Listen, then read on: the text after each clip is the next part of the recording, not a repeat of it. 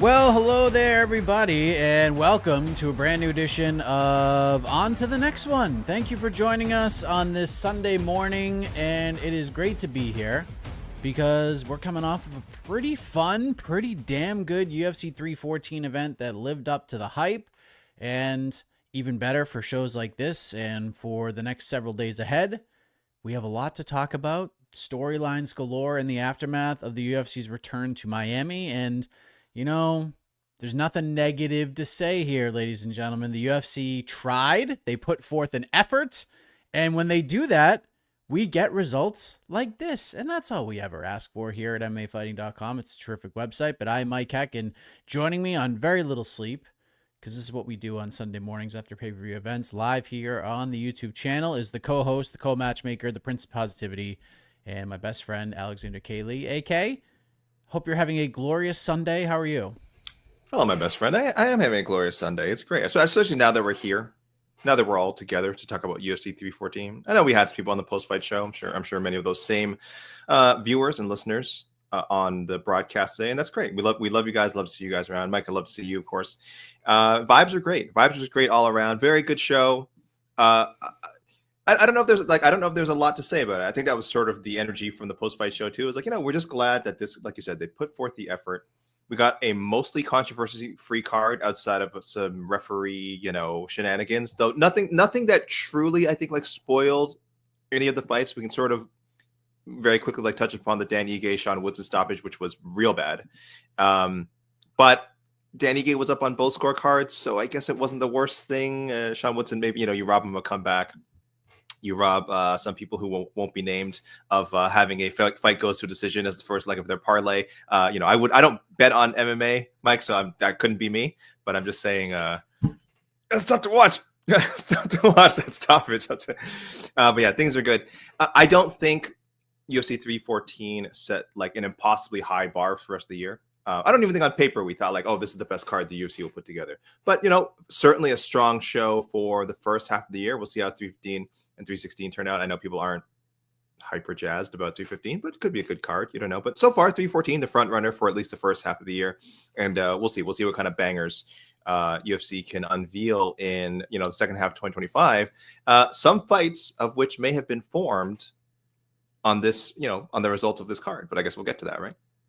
Very possible. I love this card on paper. It had a little bit of everything.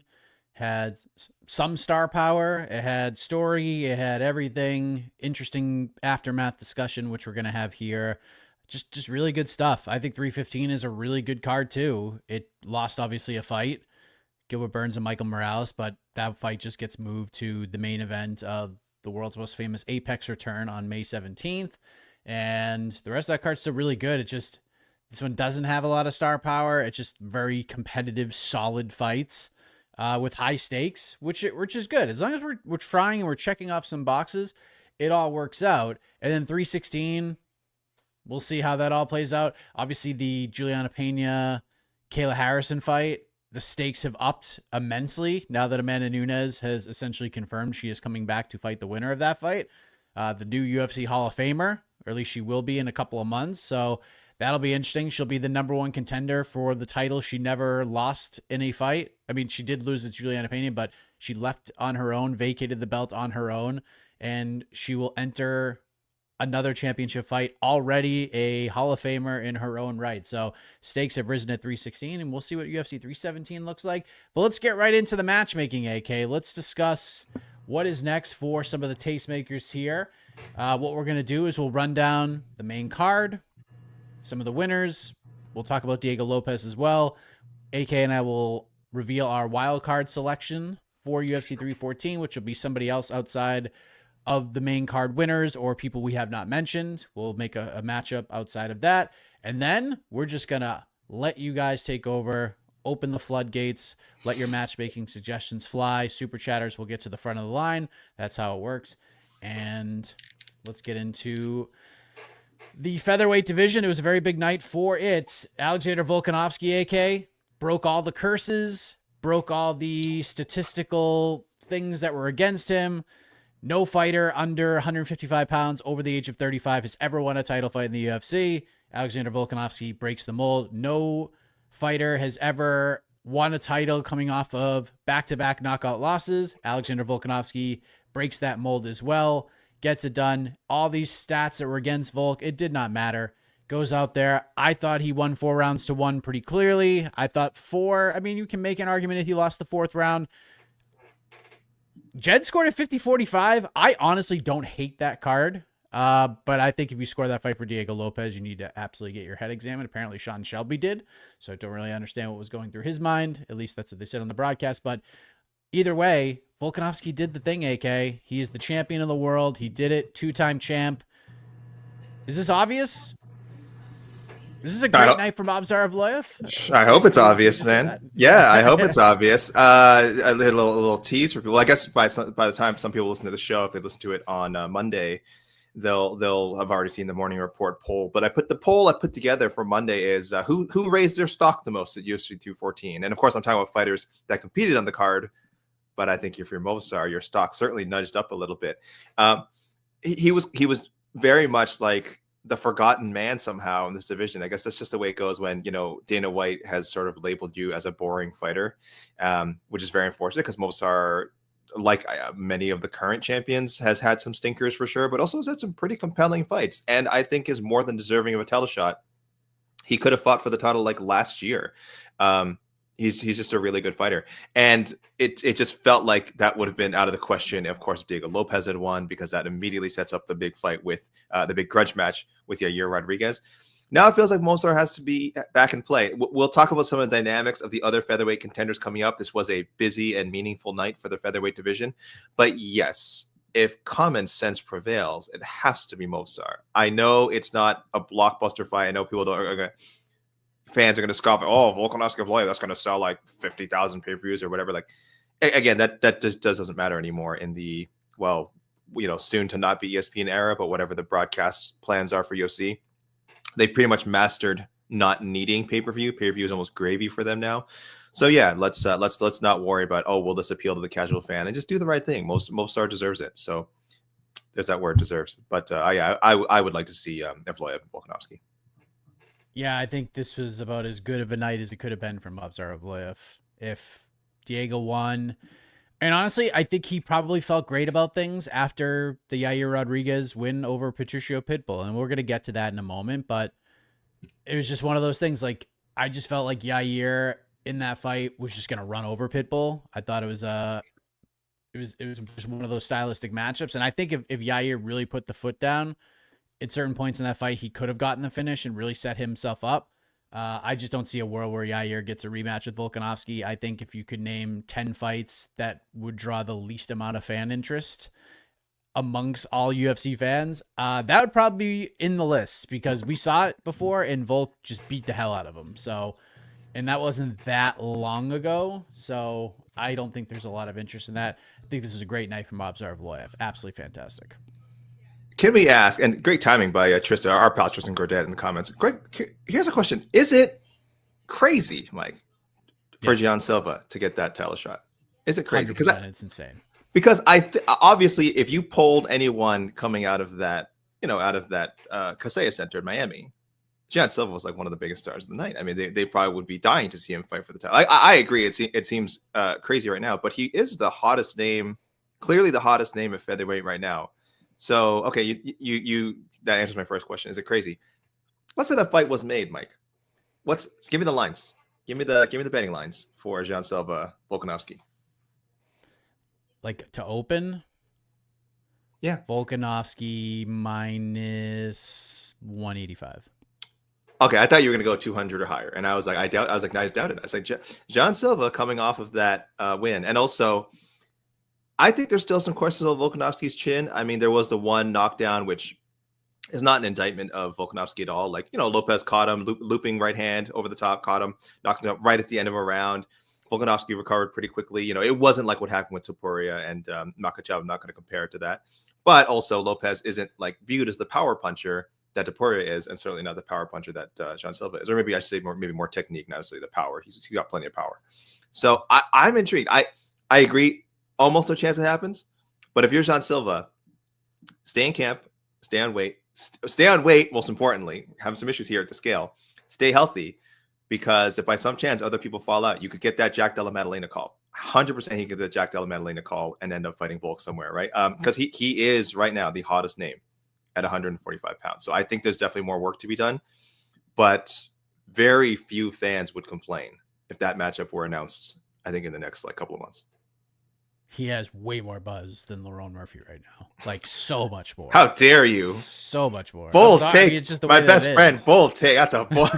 Wow. So much more Spicy. But maybe I'm setting a little tone for what is to come. Okay. When we get to the John Silva portion of the program. But let's talk about Diego Lopes. Again, this is actually very, very easy to make. A lot of people talking about, Yair, give him a title fight. Again, I just don't see a world where that happens. It's just way too soon. I don't think that fight goes any differently than the first time around. Maybe Yair gets to round 3 or something. I'm not really sure, but we have to do Yair Rodriguez versus Diego Lopes. Yep. We have to do it at UFC 320, and that is it. That is your 5-round co-main event for that card, and anything else is absolutely silly. Yeah, it's right there. Don't play around with it, guys. Don't mess with the MMA gods. Don't get cute with it. Yair saying all the right things, man. He took care of business. I guess we're doing the Diego and obviously your sections now. He took care of business. Workmanlike win over Patricio Pitbull, was never really threatened during that fight, and just really diffused a very dangerous UFC newcomer. It sounds weird to say like a newcomer. He's a huge veteran of the sport. But and they all saying after the Diego fight can happen down the road. I want that title shot with Volkanovski. I want the rematch in Guadalajara. I'm not feeling it. I think that's an even harder fight to sell than Volkanovski Evloev. Like you said, we've seen him fight Yair. This is actually less than 2 years ago now. I mean, by the time the fight's booked, it'll be more than 2 years. But it wasn't quite enough from Yair. I'm not even sure what Yair could have done. Even if he had knocked out Pitbull, I still don't know if that would have earned a rematch with Volkanovski, if we're being really honest. And anyway, in some ways, he's a victim of his own sort of promotion, because him and Diego really made it happen at the press conference this week, and that's the fight people want to see. So the stars are lining up perfectly for it to happen at UFC 320, the next UFC Noche event. So yeah, just do it now. Just pull the trigger now. It's a great matchup. Apparently, my audio is a little low. Are you getting that too? Okay. It was pretty clear to me, but I don't know. Maybe I'm getting a different sort of thing here. Yeah. All right. I just want to make sure. I see a comment, mic quiet for anyone else. Just want to make sure everybody can hear me out there. And if I need to make an adjustment, I'll make an adjustment. So I think those two fights are pretty easy to make. Let's talk about, in my opinion, the MVP. He's the guy that when we look back on this card 5 days, 5 months, 5 years from now, it'll be Paddy Pimblett being talked about first, at least in my opinion. He beat the living hell out of Michael Chandler. I'm not surprised Paddy won that fight. I'm not surprised Paddy Pimblett was dominant in that fight. I was surprised that he just beat the living shit out of Michael Chandler. Like, that was an absolute ass whooping. Just didn't see that coming. But, man, Paddy is in tremendous position right now. I'm very curious to see where you were going with this, AK. Paddy the Baddy, 7-0 in the UFC. Just picked up another big win. Back-to-back stoppages of Bobby Green. Another stoppage against Michael Chandler. The biggest win of his career. The best performance of his career. He wants that belt. It was just an annihilation in there. And even Charles Oliveira had 5 rounds to do that to Michael Chandler. Did not come close to doing that. He dominated Michael Chandler, but not like that. Where are we going with Paddy the Baddy here? That was great. Loved that I made this matchup happen. It was the right way to go, and Pimblett more than showed up for the occasion. Really, matchmaking for him was almost like a process of elimination. You kind of had to go with some. He rifled off like 5 or 6 names too that would theoretically make sense if he's making that climb that he has been doing, like from unranked to top 15, now to top 10, to now he wants to be top 5, wants to earn that title shot. You kind of rule out Islam Makhachev right away. Again, not that it couldn't happen, but it's a JDM situation. I think 2 or 3 people would have to fall out ahead of Paddy for it to be made. If Islam wants a specific date and for some reason Paddy's the only guy available of the 3 or 4 people in line, sure, it could happen, but it should not. I don't think it's anywhere near the front of the matchmaker docket right now. Arman Sarukian, I actually like that, but I mean, there's a part of me that's still pushing for the Makhachev Sarukian rematch, which I know Dana White said isn't going to happen. But again, so much is dependent on when Islam is available. And again, if Arman and Paddy are both available, I think you have to go with Arman, but maybe the UFC wouldn't feel the same way. I think they like Paddy a lot more now, but I just don't. I don't want to hop him over there yet. Then you have Gaethje, you have Poirier, you have some of these older fighters, and I just don't know if they're going to jump at the Paddy fight. Poirier for sure, I think wouldn't want to do it. Gaethje maybe, but I also think Gaethje thinks he's done enough to maybe earn his shot, right? And also, we want to see him fight Dan Hooker again. I'd rather see him fight Dan Hooker than Paddy Pimblett. So, where do we land with Mr. the Baddie? I guess, Mike, it has to be Charles Oliveira.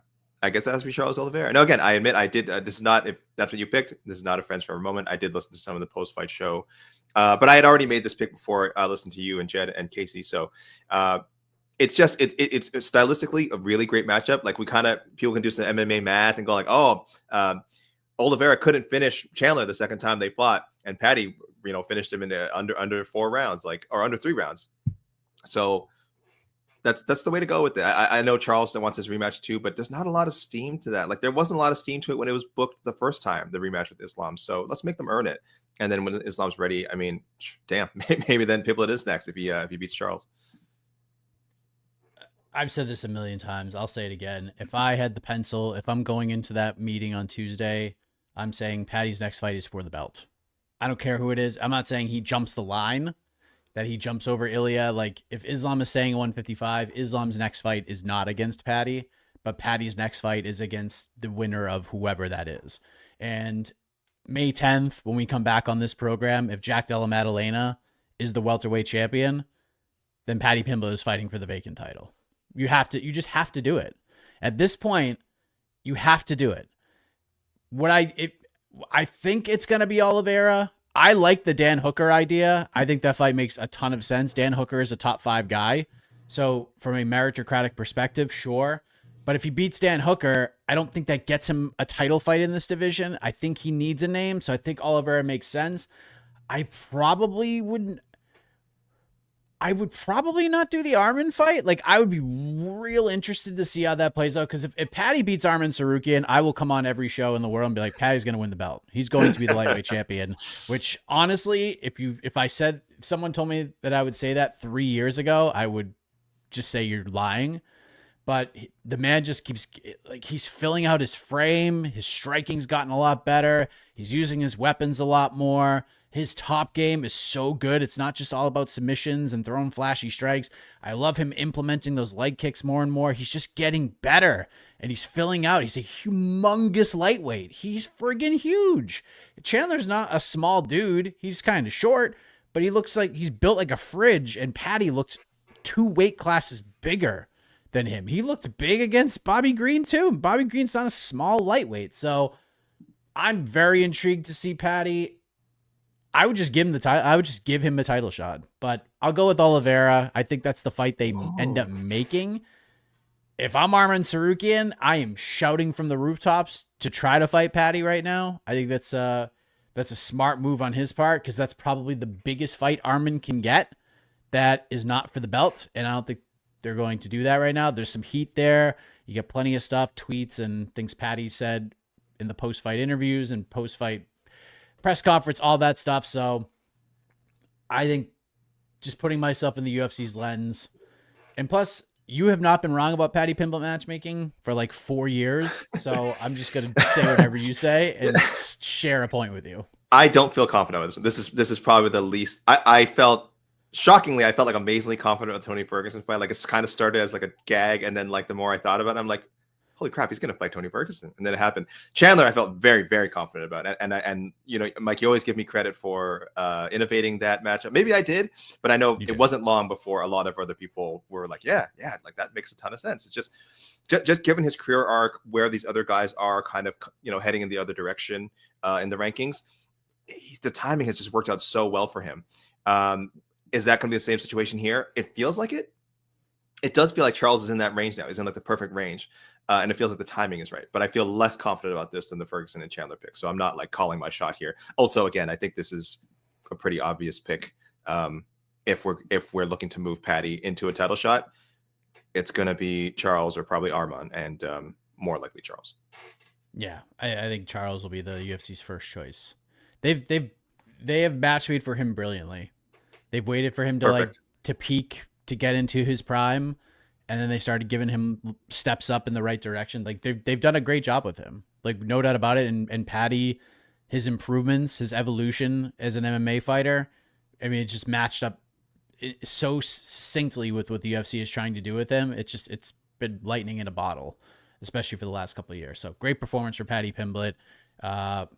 Very interested to see where he goes when he comes back. He says Abu Dhabi against Oliveira would be his ideal situation, and I don't hate that idea at all. And again, what a turnaround for Paddy Pimblett, a guy who everyone's like, this guy stinks. He lost to Jared Gordon. He'll never be a ranked fighter.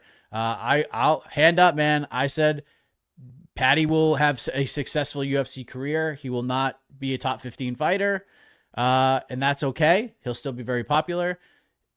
He's overexceeded expectations in my mind. So, I was wrong. I'm happy to say I was wrong. AK, you've been probably higher on Paddy than most in the media space, I think. And yeah, man, he has become a problem. He's become a very, very big problem, and good on him. Yes, I've taken some insults from the MMA fighting crew, some jibes, some teasing for my support of Paddy Pimblett. But yeah, I just remember, but it's not like I was all in. I think the strongest take I had when he was like, won his first couple of UFC fights was like, crazier things have happened than Paddy Pimblett being ranked. I think that was it. I think at some point I may have also said there's a weird world if it gets a title shot, but I definitely wasn't touting it as like, oh, I'm sure Paddy Pimblett's gonna beat this guy and this guy and win, earn a title shot. Like I essentially took anything can happen in MMA stance. So, I'm not going to take a lot of credit for it. You can say that about literally anything. But yeah, I was always higher on Paddy. I did feel like his persona might have rubbed people the wrong way. And I think like we've just seen too many fighters who talk such a big game, and then that kind of colors how we view their skills. And he got better. He got better too, right? It's not like, I think the Paddy that you're talking about from years ago that you were like, oh, that guy is not going to be top 15 or that guy is not going to be a champion. I think you were right. I think that version of Paddy we saw when he, early in the UFC, he has made very substantial improvements in so many areas. Like I said, physically, just his already great grappling. It just feels like it's gotten just a bit sharper, just leveled up like to where it needs to be a top 10, possibly top 5 guy. And the striking is so much better. I honestly don't think he was an awful striker coming in, but the gap between his grappling and striking was clearly huge. Now it's a bit closer, and like you could see him stand with a guy like Chandler. Like, I don't think anyone expected him to stand with Chandler as long as he did, and did well and won many of those exchanges. So yeah, he's made substantial improvements, and boy, the UFC has really has something on their hands here if they can get him into a title fight. Yeah. Turn around. He's never looked back one time. Let me clarify. I don't mean like turn around as if like he was on a 3-fight losing streak or anything like that. The court of public opinion have turned their opinions on him in a huge way. After the Jared Gordon fight, I mean, people were like, "This guy." Oh yeah, people couldn't stand him. They were even heading into the Tony Ferguson fight, people could not stand Paddy Pimblett. Even after he won, that didn't it did a lot for I think like I said, oh, it's great to have that name, but there were so many people who were saying, oh, this win means nothing. Tony's washed, this means nothing. People were kind of saying that to the Bobby Green fight too. But really, I remember after the Jared Gordon fight, because it was so controversial and you could easily score that fight for Jared Gordon, there was a lot of people saying there's just no way this guy's gonna make it. They thought he just looked so bad in that fight, and it was a competitive fight, but the stock was real low once upon a time. So you're not wrong to say there has been a turnaround for sure as far as fan perception. Yeah, and just how good he could be. And again, when I said Paddy wouldn't be a top 15 fighter, I never said Paddy sucks. The lightweight division is the hardest division in all of sports. The UFC's lightweight division is the most difficult division in all of sports, in my opinion. John Anik agrees with me on that. And it is very difficult to be a top 15 fighter in that division. Joel Alvarez, who is just nuking everybody and has fought pretty good competition along the way, is not ranked at 155 right now. That just goes to show you how deep this division is right now. It is very, very interesting. It is very, very loaded. It's very, very deep. And it's hard to even move up the ranks because of how stacked it is and because of the names that are at the top of the division. So Paddy getting a win like this is very good for the division. Shakes things up in a good way. And I'm really, really interested to see if they throw him in there with Armin, if he just gets a title fight. Again, if I'm the UFC, I'm just giving him a title fight, sink or swim. If he loses, who gives a shit? It's not a big deal. He will be fine. He will still be a co-main eventer. He'll headline some fight night cards. It's totally okay if he fights for the belt and doesn't win it. It's fine. So there you go.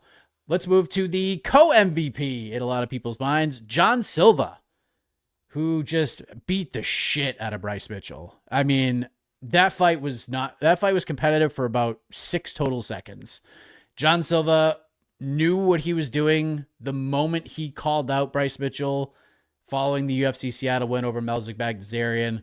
Saw this coming, talked a whole bunch of shit along the way, and I thought this man had so much pressure on him heading into this fight. He had to win. It would have been really, really bad if he went out there, talked all that shit, and lost to Bryce Mitchell. And holy shit, man, did not happen. John made him very uncomfortable very, very quickly in that fight. He started landing kicks to the body, the leg kicks. Anytime he touched Bryce, Bryce did not even want to be in that octagon anymore.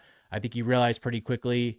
And after the first takedown attempt from Bryce Mitchell, again, this was just one of those moments where he was just like, oh shit, this is not going to go well for me. And boy, it didn't. John Silva puts Bryce Mitchell to sleep, and huge win for Lord Silva, AK. So I teased it earlier. I'm doing the Lerone Murphy fight for multiple reasons. One, rankings wise, it makes a lot of sense. 2, Lerone Murphy ain't going to get a top 5 guy.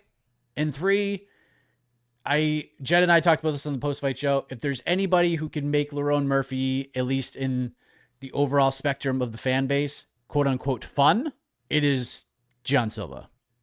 So I like that fight, and I think it makes a lot of sense. You could throw that fight anywhere, and it's fine. It could headline a fight night card. It could be a co-main event on a pay-per-view, or at least a main card fight on a pay-per-view. And yeah, it's a good one. I liked the Yusuf Zalal fight earlier, but now I just don't think Yusuf Zalal deserves that fight. So I'll go with Lerone Murphy. Yeah, Mike, I think we kind of did our homework last time with after Lerone Murphy's, workmanlike win over Josh Emmett. We said, winner of the fight makes a lot of sense. And even though it was an incredible performance, like I said, probably raised his stock even higher than I expected it to, I still think Lerone is the way to go. If you're Lerone, you should want that too, right? Because I think when we were presenting the theoretical Lerone Murphy gets the winner of the UFC 314 fight, but we were like, okay, like Lerone is higher ranked than him now. But as far as name value goes, if John Silva puts it on Bryce Mitchell, he's going to be one of the top 5 most talked about names in the featherweight division. So I still have Lerone ranked above him after Saturday, but it's I think 1 or 2 spots. I have to look at my rankings again. And as far as cachet, I mean, it's John Silva all the way up here, Lerone Murphy, somewhere down here. He's just such a, talking about Lerone, he's just such a nice, good professional fighter. Doesn't rock the boat. And frankly, just doesn't have that hook that's gonna attract a casual fan. That's what John Silva absolutely brings to every event he's on. I thought he was goofing around a little too much at first. I mean, that's what he does. This was nothing new. And but then yes, like you said, Mike, after maybe a couple minutes, you're just like, wow, Mitchell really has no path to victory here. And it started to get a little scary. I think I actually mentioned in our Slack. I was like, John Silva is a scary, scary man. Imagine not just being one of us. Imagine being a trained fighter, a high-level trained fighter. That's what Bryce Mitchell is. And realizing after 2.5 minutes, I can't do anything to this guy. I'm about to get seriously hurt. And he got dinged up on the feet, got put to sleep. It was real scary. And the aura of John Silva is just so incredible. So yeah, he deserves a fight that's going to get him closer to a title shot. And it looks like it's going to be Lerone Murphy, man. And if Lerone Murphy beats him, he's got a pretty strong case for himself too. He's got a pretty strong case. So yeah, let's roll with it. I don't hate John Silva versus Yair Rodriguez either. They're not going to do that, but I think that's a great idea. Do you throw Aaron Pico in there with John Silva for the debut? I don't think you do that. I mean, it'd be amazing. John is fun, and yeah, man, there's so many ways to go and so many different interesting matchups. You also have to be kind of careful with Silva. He could win all of these fights. I see someone saying Silva versus Aljo. Sure, but Aljo could win that fight. He could win it. His game is a little more well-rounded than Bryce's is, and I don't know, man. I think you got to be pretty smart. I think John Silva could beat Lerone Murphy but that's an interesting matchup. Like that'll answer some questions. So yeah, Silva shaking shit up, man. And I'm here for it.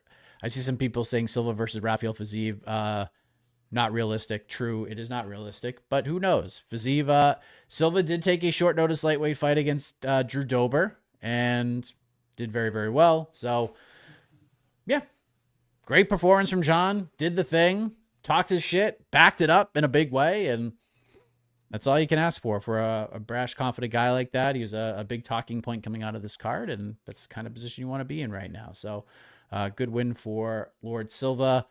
And let's go to the sort of feel-good story of, honestly, maybe the last year. What about Dominick Reyes, AK? This man, everybody had their shovels with dirt on it. We're just pouring it over the fighting grave of Dominick Reyes after losing the John Jones fight. Everyone felt like he won that fight outside of a very, very, very small percentage of people. Then he gets knocked out by Jan Blachowicz. Tough knockout.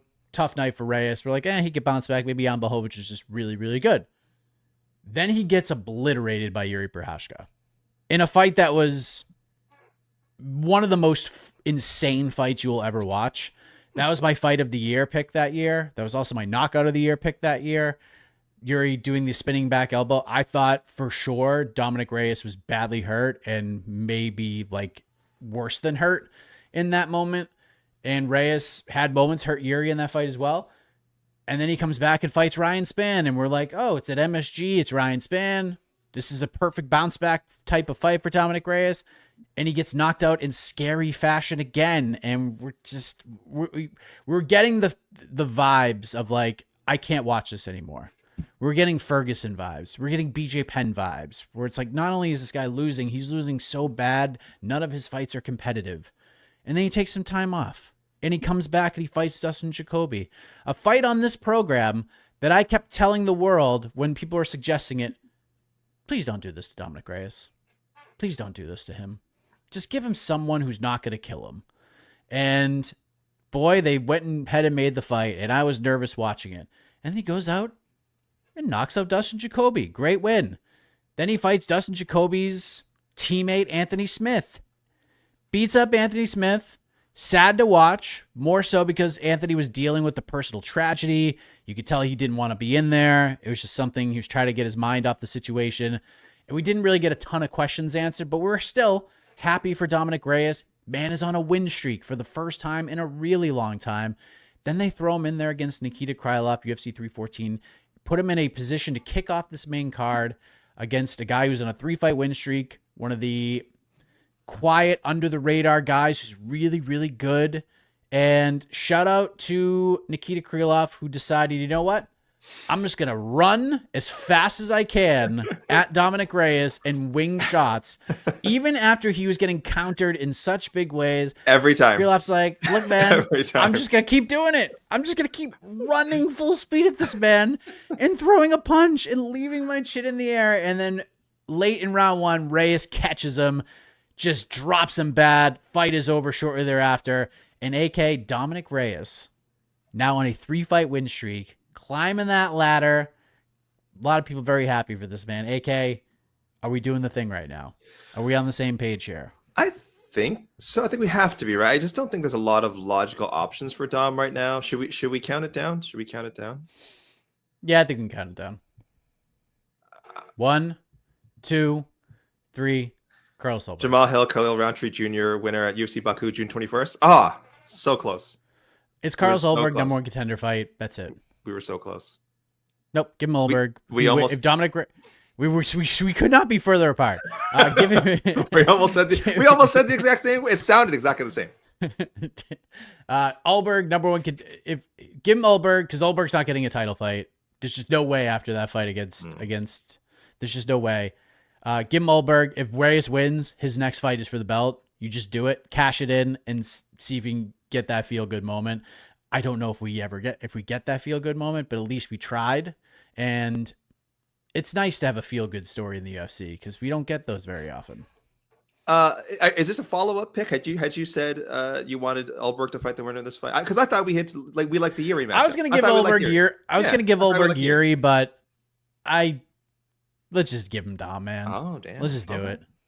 I think Yuri can fight Roundtree. Like, that's just fun as hell. After Saturday, I do think Dominic is closer to Ulberg than Ulberg is to Yuri. That's so, yeah, you're probably right. Like, again, I feel like I have to stick with picks I made, but it's very possible that the matchmaker saw that and said, like, they probably hadn't made their mind up about what to do with Ulberg yet. And after that, they're like, yeah, let's go with Dominick Reyes. It just makes more sense. But yeah, such a great story. 3 straight wins, man. He's back. He took a long break from competition. It doesn't always work out, man. We've seen people take break. Same division, Alexander Gustafsson. I think he took a break, came back, lost, probably took another break. He's taken like several breaks, Gus, and then like it just didn't work out. Sometimes that's how it is. But it does feel like Reyes needed it. I love the narrative of, and I know it's overdone now, but I love the narrative of that the John Jones decision that didn't go his way was such a burden on him, because I do believe it was. I really do. I'm not saying that changes what happened against Jan or Yuri or Ryan Spann. Like, maybe he loses those fights anyway, but maybe he gets different matchups instead. Maybe he doesn't get so hungry to chase for the gold, because that's what all those matchups were. Is like once he got into that tier, he's just like, well, he has to fight nothing but top 3, top 4 guys. And Ryan Spann was a bit out of that, but I mean that was later. Because he felt like, I have to prove I'm the best guy. I am the guy who could beat John Jones. And now I feel like he's kind of over that. I think everyone's over that. That's really don't have a choice. And he's back to just being, let's see what I can do at light heavyweight again. Put me back in the mix. Put me back in the cluster with just Jacoby, with Anthony Smith, now with Nikita Krylov, and let's see how it goes. Because light heavyweight isn't the deepest division. It's not like he needs to be in a hurry to like get back into that top 5 or top 6. Like that top 5, top 6 is waiting for Dominick Reyes. It's there. It's probably gonna be the same names if it would 6 months from now as it was 6 months ago. It moves very slowly. And even though he's been in the game for a little bit and he's 35 now, I turned 35 in December, that's like pretty young at light heavyweight still. Like there is a world where he beats Carlos Ulberg, or he beats Jamal Hill, or he beats Khalil Roundtree, beats one of these names, and fights for the title again. It is completely within the realm of possibility we see Dominick Reyes fight for the title again. And what a story that would be. Win or lose, what a story that would be. Yeah. That's why I'm saying, like, don't wait till Dom's 37 or 38. Let's just do it now. Like, he can't do it like right now, but give him one more. Give him one more. If he makes it 4 in a row with 4 straight finishes, like, just do it. Just do it. It'd be really fun. I'm in the position where it's like, this is a very sink or swim type card for a lot of the winners, where it's just the really wild thing can happen, but we don't want to risk it, because all these things would be really interesting. Like Paddy, just give him a title shot. Throwing him in there with Armin is so risky, because if he loses, then it's just like, ah, man, it was right there. It was right there. But we shall see how the matchmakers approach this. But Dominick Reyes, congratulations to him. Let's go to the wild card round, AK. Let's select one fighter we have not matchmade for yet. We'll matchmake for them right now, and then we will turn it over to our wonderful live studio audience here. AK, who's the wild card selection for UFC 314? I chose Chase Hooper. Did you choose Chase Hooper?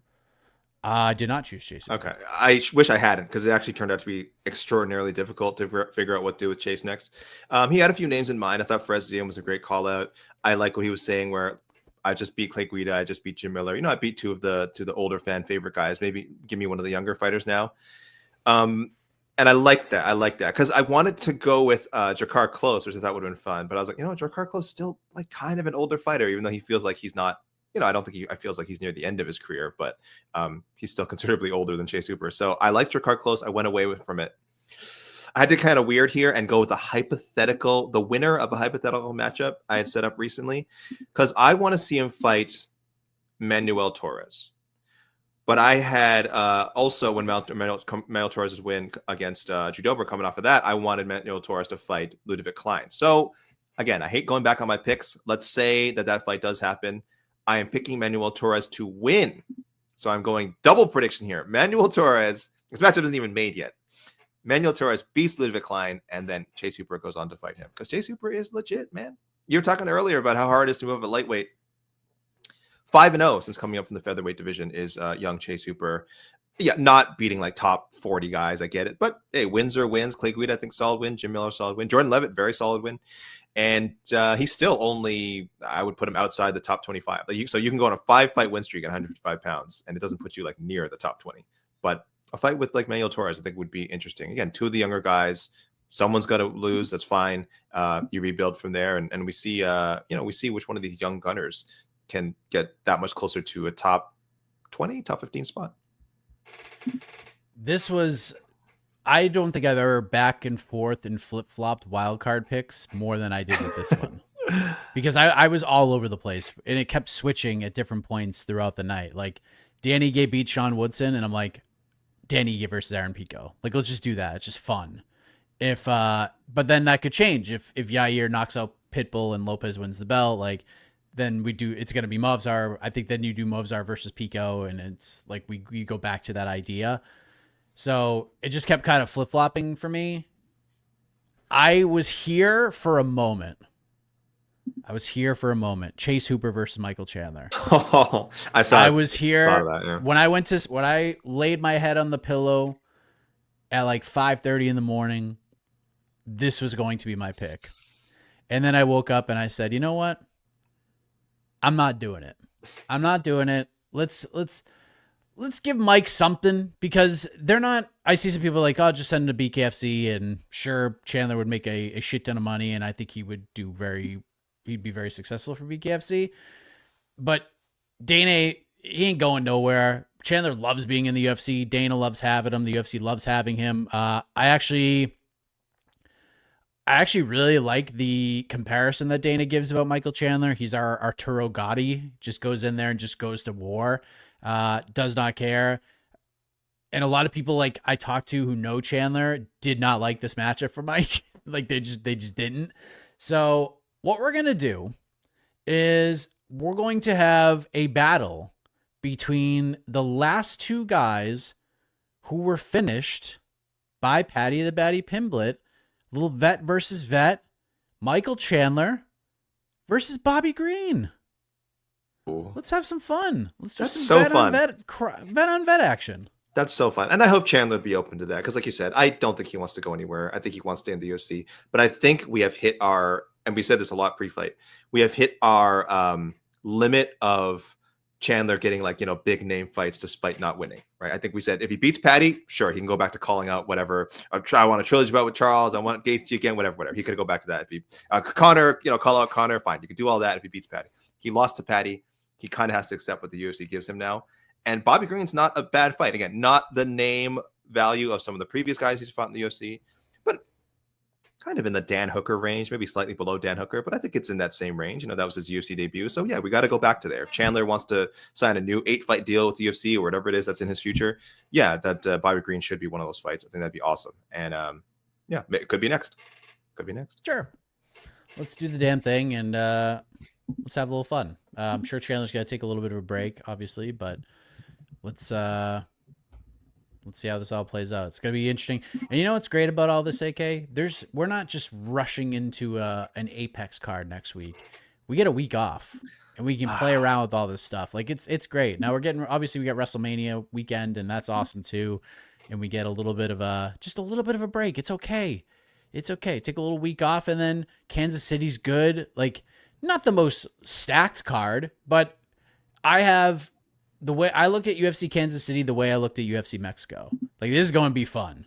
It's going to be a very fun watch. There's a lot of like weird fights on there, but all of them have, especially the main card, have the ability to be like really insane. So love that. And then it's Des Moines, where we get Corey Sandhagen versus Davis and Figueiredo. Awesome. Then we get 315. Then we get a quick visit back to the Apex on May 17th. And then we get to get after it with some big events. June, no visits to the Apex at all in June, which is awesome. Yeah, we get 2 pay-per-views in June. What happens to the Apex when it doesn't have a UFC event in within 30 days? Does it just like implode? What happens to the Apex? We'll find out, I guess. There's some grappling events. Yes. Maybe there's a power slap at the Apex. Who the hell knows? Right, but, of course. Yeah. Yes. All right. Let's get into this. Of course, if you super chat, you get to skip everybody. There we go. Lazy Bet. How about Chandler versus Dober for the biggest blockhead? I was going to say, for anyone who ends up who is not looking at the screen, maybe listens to the podcast form later. Yeah, Chandler versus Dober for the biggest blockhead title. I feel like there was a nicer way to put that, but I understand the meaning behind it. Yes, again, very doable, very doable. This is the range Chandler is in now. When he we briefly removed him from the rankings because he had been inactive for I think like 20 months or something, waiting for the Conor fight that never happened. I didn't put him back in after the Charles fight. I think some of us on the panel did, so he still ended up being number like 14 ranked on our rankings heading into UFC 314. But I didn't feel like putting him back in, so that means he's sitting firmly outside the top 15, maybe even in the top 20 for me. I should tell people actually. I have him literally number 16. Which might be too high. Honestly, it might be too high. And this talking about UFC only rankings, I have number 16, so that's not including like Usman or Magomedov, stuff like that. I might be too high, but I like the idea of him and Dober. Yes, these are the fights they should be doing for Michael Chandler now. Just fun stuff, guaranteed bonus, either fight of the night or someone's getting a performance. Just get that $50,000 check ready. Get $100,000 check ready for these guys because they're gonna bash the hell out of each other. So, yeah, good. I like it. Yeah, good stuff. Good fight. I see a lot of just feed Chandler to Mauricio Rufy. Don't love that idea. No, we're not at that stage. I can see them doing it. Yeah, we're not at that stage yet. Yeah, I mean Chase Hooper, I can see. I think that's like a good idea because Chase is kind of over and Rufy's like getting there, but yeah, I think Chase can gain a lot more from that than Rufy could. But yeah. Who do you want Arnold Allen to fight? 145 is stacked. Silva versus Allen will be fun. But that's a fun fight. Can John Silva versus Arnold Allen? Can Arnold Allen get Pico? Sure. Yeah. It wouldn't be my ideal matchup, but again, we don't know what's going on with the supposed Movsar, Pico rumor that happened. But and that bout could still be made. We don't think so. We're kind of thinking Movsar should just get that title. I would imagine. Pure speculation. One of the reasons that bout I think fell through is because Movsar was like, you know what? Let me wait to see what happens in 314 because I think I can get a title shot here. So in my mind, that dance card still needs to be punched for Pico. And I don't know, Arnold Allen. That might be the way to go. It's kind of like what we just saw with Pitbull, where it's like if Pitbull had won, probably has a strong case for a title shot. If Pico beats Allen in his first fight, I think he probably still have to fight again. But to think that he's 2 fights away, 2 good matchups away from a title fight, it's pretty crazy because he never even fought for the Bellator title. Let's keep that in mind. And he could be 2 good wins away. If one of them is Arnold Allen and then whoever after, it could happen. Yeah. What do we got? Chase Hooper versus Alexander Hernandez, Julian Erosa versus Hyder Emil. Let me think about the Alexander Hernandez thing. I just think like Hooper is that makes Hernandez beat Jim Miller too. Who beat Jim Miller. Yeah, I have Hernandez a bit lower. I think because he has some weird losses to people that it can't put him that high. But theoretically, he shouldn't be that far apart from Chase Hooper in the rankings. I don't mind it, and I could see it being made. I had not thought about that only because I have Hernandez so low right now. But again, once you get outside the top 20 of like the lightweight division, top 25, everything from like 26 to like 45 is pretty close. It's not like it's hard to separate them. What was the other one? Erosa and Hyder Emil. Man, we didn't even talk about Erosa. God, that stoppage was rough. Sad, man. Mike Beltran, we got this guy out of here, man. I don't know how many times I got to mention on a post-fight show or on to the next one or just on Twitter, like how bad this guy is at his job. It's come to light very prominently in like the last couple of years, but in my mind, he was almost never good. I think people liked him because he had a funny mustache. And also he promoted action. I think he's one of those referees that people liked him because he's always like, oh, let's tell the guys, oh, okay, like if they're stalling, let's see some action. I always hated that. That's not a referee's job. And I know a lot of referees do it, but he did it a lot. And I'm like, it is not your job to make a fight exciting. I'm sorry. You are interjecting yourself into a fight. And now we're just getting bad stoppages on top of all that nonsense. So get Mike Beltran out of here. Guy's bad. I think he's always been bad. I never a fan of his officiating. I know there was a lot of good vibes when he like first started because he officiated. I think I saw him in like Strikeforce first or one of those other promotions. And then we made the UFC, like his popularity like exploded. And I'm like, no, man, this guy's not good. And he does this is happening way too often. Just happened with Drew Dober. I know Elkins was moving a lot more than Drew Dober was, but also you could see the way he was standing. He wasn't there anymore. Like I don't know what you need to see to think like, yeah, this fight is over. This fight could have been over a minute before. Like Elkins was done. Let him complain. I'm sorry. If you're a referee, that's your job to take crap from a fighter. Fighters going to complain about stoppage being early. That's fine. I'm sorry. It happens. But you got to protect guys like Darren Elkins from themselves, who literally has named the damage and seemingly goes in there to take as much damage as possible. So hated that whole scene. But good for Juicy J. Sorry, guys. I'll go to the positive. Good for Juicy J. If you could get a fight with Haider Emil, who has like a ton of steam behind him, damn, it'd be a big opportunity for Rosa. Was that 3 in a row for Orosa? 3 finishes in a row? Or is it 4? 4 finishes. 4 finishes? You might be right.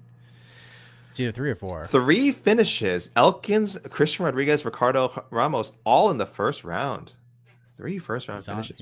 He's on a run right now. 42 fights. Joshua likes Pimblett versus Gaethje, Yair versus Lopez. That's obvious. We're probably not going to throw a bunch of those on the screen because that's just the obvious matchup. Pitbull versus Josh Emmett. You could do Pitbull versus Aaron Pico. I think Pitbull versus Calvin Kattar makes a lot of sense. I actually think Aaron Pico versus Calvin Kattar makes a lot of sense. Like, it's just a good debut fight. Who brought that up? Did Casey bring that up on the post-fight show? I thought someone mentioned that in the post-fight show. Like, or people were saying it before on the preview show, like that would be the winner of that fight or something. But I think Pico. This is why we keep guys like Kattar on the roster. Let's test the Picos. Let's give the Picos a chance for an exciting fight or a highlight reel KO. Yeah, very logical, I think. Paddy versus Armin. If Bilal wins, Islam versus Lee will be announced more than likely. Silva versus Z. What is going on? They're not gonna make Silva's a featherweight.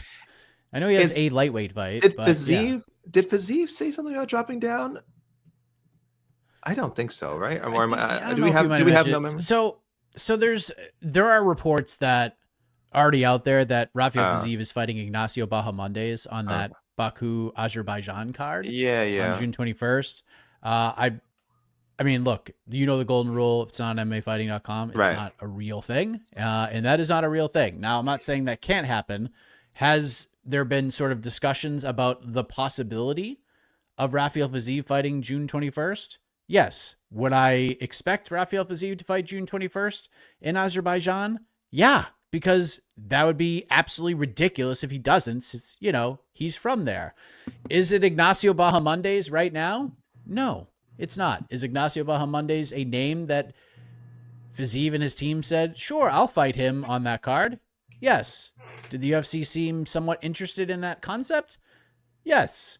Has there been an actual fight offer? No. Has there been a contract sent over? No. So up in the air. If Fiziev does not fight June 21st, outside of injury, it is promotional malpractice. I had to double check. It did look familiar. He had mentioned on Ariel Helwani's show that he would maybe move down to 145. And I think people have talked to it before. I think he's one of those. He is one of those guys like the eye test. You do look at him, and you're like, oh, he looks kind of small for lightweight. And that doesn't. We've seen guys like that before. That doesn't mean they can make an easy cut to 145. But I think he was saying like the cut to 155 is pretty good. It's not like super stressful. So he's willing to push that extra 10 pounds. So it's in play. It's in play. I guess that's where these Silva matchups are coming from. Evloev is too boring. UFC is going to give him a killer in the title eliminator. Take his title shot away. Will you stop it? We gotta stop with this Evloev is boring thing. Come on. Just because Dana doesn't know who he is and mistook him for Chris Curtis and Marc-Andre Barrios does not mean that he is boring. Go back and watch Movsar Evloev versus Arnold Allen. That was not a boring fight. Then go watch Movsar Evloev versus Aljamain Sterling. That fight was awesome. Yeah, very compelling. It was an awesome fight. It was an awesome fight. So I don't understand this Evloev is boring thing. He is the guy right now. It would be a weird situation just based on how the UFC is sort of laid out, how especially Dana in particular has laid out the possibility of the champions, because Dana has said not so kind things about Magomed Ankalaev, kind of painted him with that boring brush. He's painted Merab with the boring and he's absolutely insane brush. And you throw Movsar in there, that'd be another one. There's just there'd just be a lot of that right now. And it'd be kind of funny if we're being honest, but I'm honestly bummed we're not going to ever see Movsar versus Ilya Topuria, because I actually think that's Movsar. I know stylistically gave Ilya the biggest threat. Yeah, we had it, but it just kind of slipped from our fingers, unfortunately. Pitbull versus Aldo for John Ray. No matter what, Reyes versus Hill round tree winner. Sure, I'm with that. Yeah. Dom versus Rakic. I don't think that's going to happen. They're just going in two different directions right now. Mm-hmm. Could do Yuri. You could do. I don't know. You could do Olberg versus Rakic, maybe. I don't know. Rakic There's is ways you can go about he's it. the odd man out right now. Yeah, he's in a weird spot, and he's coming off of consecutive losses. Is he not? He hasn't won in a long time because there was the injury, but yes, he has not won in some time. Yeah.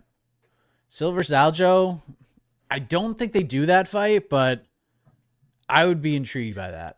Can I just say I don't think we all said Mitchell's way to win this fight was obviously going to be to grapple, and but as I was watching all the past John Silva fights, I'm like, this guy's takedown defense is pretty good. Now he had not fought a wrestler as good as Bryce Mitchell, obviously. So I'm not saying in hindsight's 2020.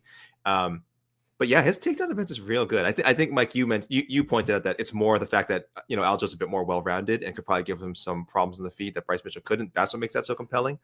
But if Aljo goes in there just looking to grapple his way to a win, I'm not sure that's the way to beat John Silva, unless you're I don't know, Movsar or something like that. Joshua trolling. Has to be trolling. I saw this comment. Josh was defending He's Beltran. joking. Beltran is one of the best. I don't know, but if you are a Mike Beltran fan, guys, slide in my DMs on Twitter. I would love to hear by what measure Mike Beltran is a good referee, because I don't know. Other than constantly interjecting himself into the conversation, I have no idea why people think he's good. I'm not. And by the way, there are several bad referees. I'm not saying he's the only bad MMA referee. There are several. Chris Ione. Herb Dean, really bad. God Keith bless Peterson, him. 50% of the time. Pokey Herb. It's rough, yeah, man. He's had some rough goes. We're lucky. I can't remember the name of the gentleman who. And again, I'm only going off this one incident, but the E-gate stoppage. This Kerry Hatley? No, this is referee.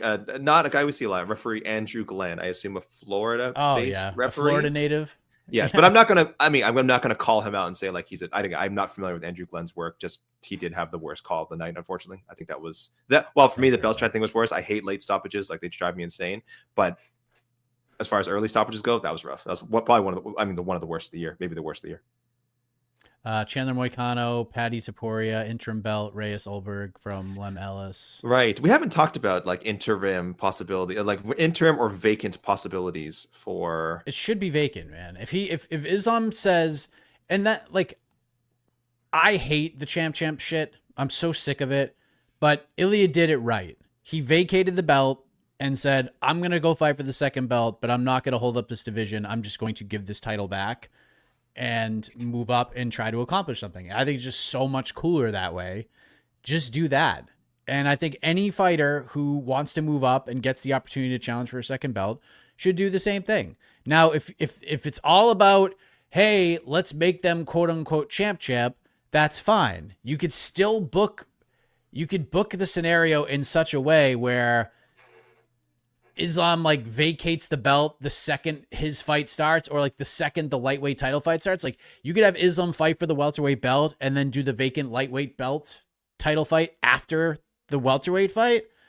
And then Islam could still be a 2-division champion because he still technically wouldn't be stripped of the belt or vacate the title until the next title fight at his division begins. So you could still do it, but I just don't, it drives me nuts when there's yeah, man, I'll go move up, but if I lose, who cares? Because I can just come back down and defend my belt. They're not risking anything. They're just and then you just have the, well, I dared to be great and I moved up a division, but now I could just go back down. No, I think you should have to, if Zhang Wei Li, same thing. If she moves up to 125, cool. Verna should fight for a vacant belt, whether it's against Mackenzie Dern or somebody else, whatever. Tatiana Suarez, fine. It's all good. So that's how I feel about that whole situation. Should be vacant, shouldn't be interim. And if something happens and Islam wants to move back down, he gets the first title fight. That's fine. We already did that one. Come on, guys, send us your picks. I thought I saw some more, but this is your chance, guys. This is your chance. I will say, Tom versus Yuri too. My someday. heart of hearts can't take it. Someday. I can't take it. I will say, I think this was a pretty easy card to matchmake for. That's what we usually get more wild suggestions, off of cards that were a little more unclear as far as what the stakes were, or where people's fighter stocks went after wins or losses. So I think maybe that's why I'm not seeing a ton of picks. I think we all know the right thing that the UFC should do in a lot of these situations, even if we're not confident that they will. What else we got? What else we got? What else we got? A lot of people saying where all the Paddy haters at. It's really just one person spamming over and over again. Yeah, Jesus Christ. Guys, the point is received. Hooker Chandler too. Hooker's just in so much of a better place right now. I know. Yeah. Like in this division, I don't think you can do that. Yeah, Chandler's just kind of like so far out of it at this point. 1-5 in his last 6. Like it's pretty wild. And it didn't even get a bonus this time. This is has Chandler not gotten, is this the first time Chandler has not gotten a bonus in a UFC fight? I believe so. Yeah, I believe so. Because they were all fight of the nights as losses, right? Oh no. Apparently the Charles Oliveira fight, he did not get a bonus. But Charles Oliveira got a bonus.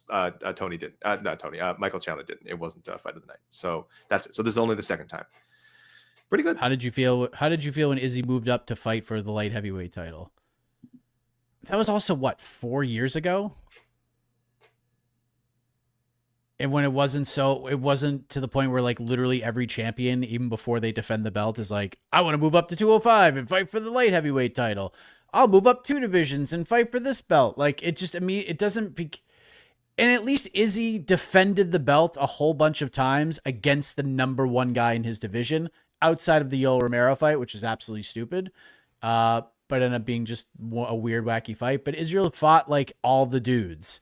He fought everybody and beat them all. So in that sense, like that's fine. Islam has title defenses, but he had, and again, let me just stress this, it is not his fault. Islam Makhachev, outside of beating Charles Oliveira, and even at that point, Oliveira wasn't officially the champion, but was the number 1 guy. Islam Makhachev has not fought the number 1 contender once as champion. Not once. Like, he hasn't run through the division. There are guys he has not fought yet. There's a lot of guys he has not fought yet. So if he wants to take this risk, I'm cool with it. And I think he is the best lightweight in the world. I think he's one of the 3 best lightweights of all time, without question, despite the weirdness of his schedule, which again is not his fault. But at least Izzy ran off like 6 title defenses before he went up and fought for the light heavyweight belt. Yeah. And Jan Blachowicz was the champion. So like Izzy was the A side of that scenario. So it's just a whole bunch of things that fell into effect, but it's just so common now. Like it guys win the belt and immediately like Bilal Ahmed wins the belt. He's like, yeah, man, I'm just going to go fight for the middleweight belt. 1 title defense and I'm going to middleweight. Like, come on, man. It's also how it should be. It's also the UFC's fault for making some of these people wait so long, because when we look at someone like Bilal, it's like, yeah, he's won like 11 straight fights at welterweight. So it's the timing for him in his mind makes sense. Like the timing in his mind is like, yes, I just won the belt, but I have been beating, high level competition for X amount of years. So it sucks. Like it's you're right. I think fighters are being quite unreasonable sometimes, but they're also, wanting to maximize their prime, knowing that the more title fights they get, the more money they make. And then again, it's the UFC's fault for, putting some of these challengers off for so long and having them already fought much of their division before they even get to a championship, to the point where like their defenses then are, a lot of their defenses are going to be rematches and things like that. It's so many issues are related to each other. And it's why we're in this gross scene, Mike, that you mentioned, that like, just people just immediately want to jump up and not string together 2, 3, 4 title defenses. Very annoying as a fan. It's so much more impressive. It's so much more impressive, honestly. And yes. I actually didn't even... Tommy T, are you paying attention? Are you listening? What if every single one of his opponents pulls the last minute? You could say he would never fight for the second belt because opponents keep pulling out. That's delusional. I literally said it's not his fault. I don't know. Yeah, Tommy, I don't know where that comment's coming from. Literally said it's not his fault. Mike, But at the same time, like, if you're gonna go up 15 pounds to fight for the welterweight title, if you're gonna abandon a division that you have multiple guys that you have not fought yet that have legitimate and compelling arguments to fight for the belt, Charles Oliveira, Arman Sarukian, Paddy Pimblett, Justin Gaethje, the list goes, Dan Hooker. He beat Hooker a while back, but Dan's on a nice run right now. Like, there are guys that are in position that he could fight right now. He's got 4 dudes right now that I just mentioned that he could legitimately fight and defend that belt against. And rather than do that, you're going to go and fight at 170? Like, let's keep this division moving. because we have guys who can fight for the belt. It's a great division. Like, let's move along and then go fight for the belt. Like, he's not going to defend both belts. He's got like 2 or 3 fights left in his career probably. So, yeah. So silly. My best friend, that actually kind of segues into one of these comments I want to see from Conan Zina. Sure. Virna versus Tatiana Suarez. I hate this suggestion. What? I'm sorry, hold on, please. I didn't mean to make you angry all over again. Virna's next fight has to be for a title, whether it's against Zhang Weili or a vacant, or if Zhang Weili moves up to fight the Valentina Menel-Ferro winner. It has to be for a title. It has to be either for a vacant belt or she has to challenge champion. This is she shouldn't have fought Yan Xiaonan, and she did great. I'm glad she got another paycheck. Glad she got to raise her profile even more. But she didn't need it. She's the number one contender. She was the number one contender going in. She's still the number one contender. She was really risking her spot. Like she should already be fighting for the title. That's the only reason I didn't like the matchup, because I want to see Virna and Yan Xiaonan fight. Like, I'm glad they made it, but that could have been a title defense for Virna down the road if she, became champion somehow, right? Like, I just didn't need to see I was just gonna say this. That's fine, but for the belt, it's for the title, but not Tatiana. Why does Tatiana get the title shot though? I don't think Tatiana should be the other half of a vacant title fight. Why? She's so bad against Zhang Weili. Like, man. I honestly, Tatiana's got to earn. I think they would throw Mackenzie Dern in there. Sure, that's a rematch. That's a rematch, right? Mackenzie beat Virna, right? Some time ago, right? Yeah, long time, almost 5 years ago. Well over 4 years ago. I want to see them run that back. Mike, hold on before you get to this. I see you fuming. This dude is not listening to anything, and it's so frustrating. They often don't, Mike. They often don't. Shout out to all our great commenters, by the way. I mean, many of you guys are making very good, salient points. But yeah, sometimes these comments just jump out at us, so we apologize for giving them airtime. But yeah, I want to see Virna fight for a vacant title, not Tatiana. I just think Tatiana has to earn her way back. And unrelated, the other pick that Conan Zina put forward is Arosa and Chepe, which I think is perfect. I actually have them right next to each other in my rankings. Like, I know Chepe's on a streak, but he hasn't beaten any huge names in the division. And I'm not saying Arosa's that. Like, I'd probably want to see Chepe get a shot at a top 30, top 25 guy. But I also just like fun fights, and I think Arosa and Chepe would be awesome. So good job, Conan Zina, overall. Yeah. Let's see. Paddy will end Gaethje's career. Man, Thomas Yates is the biggest Paddy Pimblett fan and believer in the world. So good on you. Gaethje would be interesting, actually. That'd be a really interesting fight. But yeah, we'll see. Max versus Paddy for the BMF belt. LOL. There's an LOL at the end there. So I do think. I don't know, man. Paddy's kind of BMFing right now. He's being a BMF. I mean, that was a BMF putting the wood on people. Yeah, that'd be a super fun fight. I just don't know if we ever see it, but that'd be a really fun fight. Hashtag lightweight is the best. I mean, it's just so good. Look at all these like Max Holloway versus Paddy. Actually, I don't like that fight for Max at all. But like Gaethje would be interesting. Oliveira would be interesting. There's just so much good at 155. So, good. We got a super chat, and then we're going to get on out of here. All right. Terrence, Jackie versus Chelsea. Jackie versus Chelsea? Chelsea Chandler? Are we talking Nora Cornoli? Is that what he meant? I don't know. Terrence, you're still if you're still in the comments, can you clarify which fighters you're talking about? That's a little confusing. Battle of the Scale. Yes, because the only fighter who missed weight was Nora Cornol, who came in at a pound and a half, and then won in the preliminary opener. So what's that? Also, Chandler should wait for RDA. That's the fight to make. RDA is not going back down to lightweight, I don't think. But Chandler could go up to 170. He was going to for Connor, and RDA is pretty much the same thing, right, Mike? I mean, double retirement bout. Chandler sucks with his toxic positivity. Oh gosh, that is. Oh man, that RDA's last fight was like real sad to watch. Not great. Nobody engaged with the substance of my hypothetical. All you could say is, "What did I just say?" Tommy, again, if you didn't, Mike, let me jump in here for a second. Christ. If you, no one is saying he shouldn't move up. I got to get between you guys. No one is saying he should move up. Go move up. Just vacate the lightweight belt. And I'm not saying this for Islam. I'm saying this for everybody. Zhang Wei Li, if she moves up to 25, she should vacate too. Do what Ilya did. Ilya set the gold standard of what you should do if you're going to fight for a second belt. That's all I'm saying. If Islam wants to go challenge himself and fight for the welterweight title, awesome. Go do it. But just don't be the lightweight champion anymore. Risk something. There you go. Yeah. I think we've given Tommy enough time. Yeah, he's done. You've done your best to explain it. He's not. Yeah, I can't say it any clearer. No, if they don't get what you were saying now, I'm not sure what else there is to say. I think you're pretty clear. So there we go. Yes, Mike is in support of Islam going up. If that's the issue. Will move up. That's the issue. Mike is 100% in support of Islam going up and fighting for a title, second title. Okay, let's just all the other stuff. If that's bothering you, you can sort that out your own. But yes, he wants to see it. Yeah. All right. See? Apologize. This is all we're saying. Yeah. All right. Now we're buds. I knew it was just virtual fist pump. Whoa. I knew it was just a misunderstanding. Thank you, Tommy. Yeah. I knew it was just a misunderstanding. But... Yeah, we're good. Okay, guys. See, yeah, we're all good. friends. Everyone's good. We could have conversation. We can all come through the other side. So we came in with good vibes. We're gonna go out with good vibes, my best friend. Yes. I do hope someday we do get to see Islam Makhachev fight Arman Sarukian, but I don't think that day's coming anytime soon. So thank you all very much. We appreciate you. You all rule.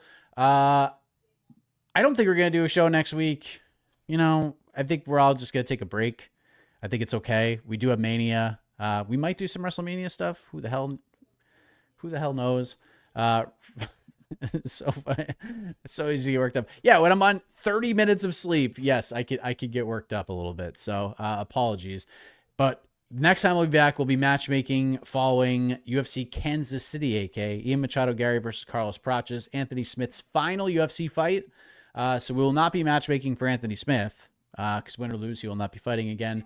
And I don't think he's going to win. He's fighting Ming Yang Zhang. Michelle Pereira versus Abu Smakabedov, which is just going to be absolute insanity.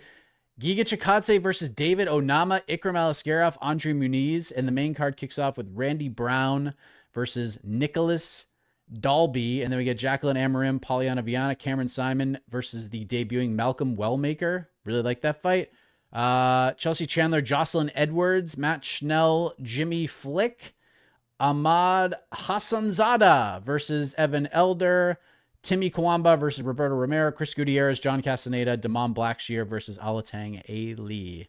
That is UFC KC. Should be a fun one. Should be a fun card. Looking disappointed Damon is not fighting another Cody, but maybe Alatang Haile is the Cody of the country, where he comes from. Maybe it translates. I think that I'm going to tell people that. I know I shouldn't. I think it's almost offensive for me to suggest it, but I'm going to be telling people like Alatang Haile translates to Cody. We'll see if I get canceled.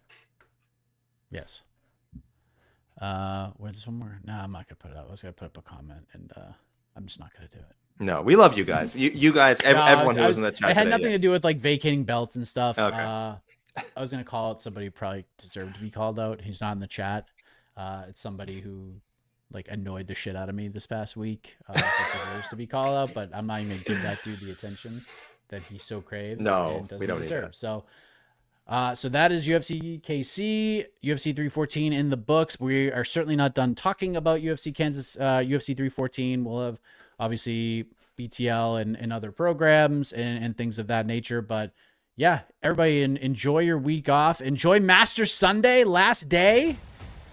Will Roy McIlroy become a Grand Slam champion? Will Bryson DeChambeau piss off the PGA Tour and win the Masters? All sorts of fun stuff. One of the best weekends of the year. And happy anniversary to UFC 300. A year ago today, the greatest event in UFC history took place. So shout out to them. Shout out to all of you. Have a great rest of your weekend. For AKI and Mike Heck, we're out of here.